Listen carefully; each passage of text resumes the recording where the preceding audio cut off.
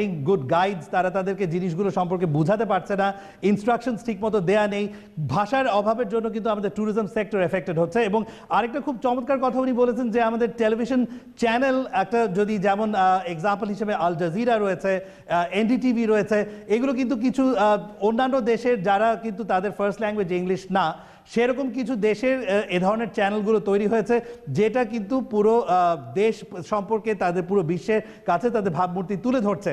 ওয়ারঅ্যাজ আমাদের দেশে কিন্তু আমরা এখনো এ ধরনের কোনো ইন্টারন্যাশনাল চ্যানেল পাইনি। সো দুটো ভালো ভালো এক্সাম্পল এসছে। আমি আরও দু একজনকে সুযোগ দিব, তারপর আমি এই গ্যালারিতে চলে আসবো।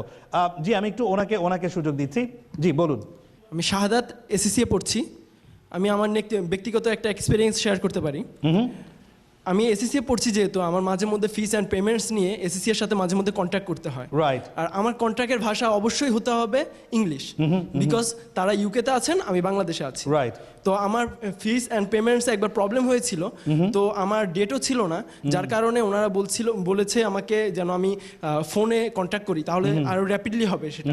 তো সেক্ষেত্রে আমাকে অবশ্যই ইংলিশের উপর ফ্লুয়েন্টলি ইংলিশ বলতে পারতে হবে, না হয়তো আমি তাদের সাথে কমিউনিকেট করতে পারবো না। রাইট। আদারওয়াইজ দেখা যাচ্ছে যে হয়তো আপনি সময় মতো পেমেন্টও দিতে পারলেন না, আপনার ফিজ গেল না, আপনি হয়তো সেশনটা মিস করছেন। এবার আমি একটু এই সাইডে আসবো, আপনাকে সুযোগ দিচ্ছি। জি বলুন। আমরা আদার্স কান্ট্রি থেকে জানতে পারি বিভিন্ন সিঙ্গার, যেমন শাকিরা, তারপর এভা, তো এরা ফ্লুয়েন্টলি ইংরেজি বলতে পারে, যার কারণে আদার্স কান্ট্রিতে গিয়ে মিউজিকের তাল তাড়াতাড়ি ইংরেজিটা বলতে পারে, ইংরেজি তাল তারা সিঙ্গিং করতে পারে।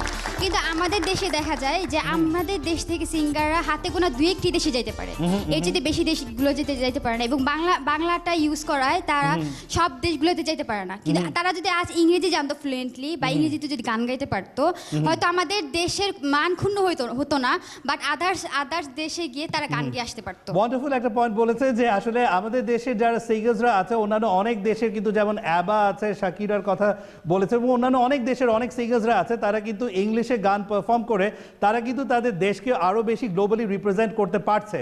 তো এই সুযোগটা থেকে কিন্তু আমরা আমাদের মিডিয়া সেক্টর কিন্তু নিজেদেরকে বঞ্চিত করে ফেলছে। It's a very nice example, well said. জি, আরও কয়েকজন এখানে বলতে চেয়েছিলেন, আমি সুযোগ দিচ্ছি। জি বলুন। মোহাম্মদ সজিব আহমেদ, এউবি। আমি আসলে আমাদের শিক্ষা বিষয়ে যেমন আমাদের স্কলারশিপের বিষয়টা আমি বলবো। আমাদের স্কলারশিপ পেতে হলে অবশ্যই ইংরেজি ভালো জানতে হবে। তাছাড়াও আপনার আইটি এবং বিভিন্ন টেলিকমিউনিকেশনের ক্ষেত্রে আপনার ইংরেজি ভালো না জানলে আমরা মানে এই স্কলারশিপটা পাবো না, বরং আমার নিজেদের টাকা দিয়ে পড়তে হবে। আচ্ছা, এটা আমাদের অনেক প্রবলেম।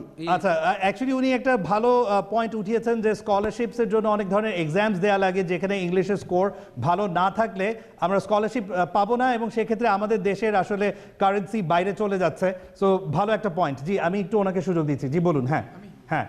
আচ্ছা, আমাদের পাশের দেশে যে কল সেন্টার, ডাটা এন্ট্রি সফটওয়্যারের দিকে খুব সামনের দিকে চলেছে, কারেন্সি আর্ন করছে, কিন্তু আমরা পারছি না শুধুমাত্র ইংলিশটার কারণে। যদি আমরা ইংলিশটা ভালো মতো জানতে পারি, তাহলে আমরা এই সেক্টর থেকে খুব ভালো ইনকাম করতে পারবো। Wonderful wonderful wonderful. আমাদের এখানে দেখা যাচ্ছে যে আমাদের যারা গ্যালারি থেকে আমি অনেকগুলো ভালো ভালো পয়েন্ট পেলাম।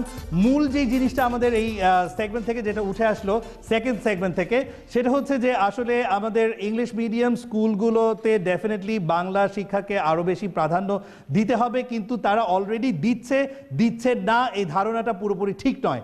এবং একই সাথে আমরা জানতে পারলাম যে আমাদের মানে কালচারাল এক্সচেঞ্জ, আমাদের পলিটিক্যালি আমাদের নিজেদের রাইট পাওয়ার জন্য ইন্টারন্যাশনাল পলিটিক্সে সবগুলো ক্ষেত্রে ইংলিশের প্রয়োজন রয়েছে। ব্যবসায়িক দিক থেকে এবং আমাদের টোটাল গ্লোবাল আর্নিংয়ের দিক থেকে আমরা অনেক পিছিয়ে যাচ্ছি আমাদের ইংলিশে ঘাটতি থাকার কারণে। তো চমৎকার অনেকগুলো আলোচনা হলো আমাদের এই সেকেন্ড সেগমেন্টে, এবং আমাদের পরবর্তী সেগমেন্টে তাহলে আমরা আলোচনা করব যে অ্যাকচুয়ালি ইংলিশ শেখার এগেইনস্টে যে ব্যারিয়ারগুলো আছে সেগুলো কিভাবে আমরা অতিক্রম করব, এবং বাংলা ভাষাকে আমরা ব্যালেন্সে রেখে কিভাবে সেই মাইলস্টোনটা আমরা কভার দিতে পারবো।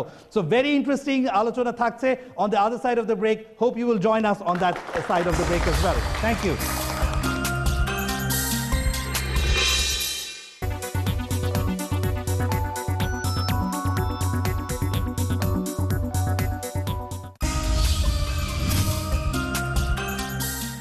ফিরে আসলাম আমাদের অনুষ্ঠানের সর্বশেষ সেগমেন্টে এবং এই সেগমেন্টে আমরা সলিউশন দিয়ে কথা বলবো, কারণ আমাদের আগের সেগমেন্টগুলোতে আমাদের ইংলিশ ল্যাঙ্গুয়েজ আমাদের না জানলে কিভাবে প্রবলেমসগুলো ফেস করছি সেগুলো নিয়ে আমাদের আলোচনা হয়েছে এবং পুরো পৃথিবীতে ইংলিশ ল্যাঙ্গুয়েজের ইম্পর্টেন্সটা কি সেটা নিয়েও কথা হয়েছে।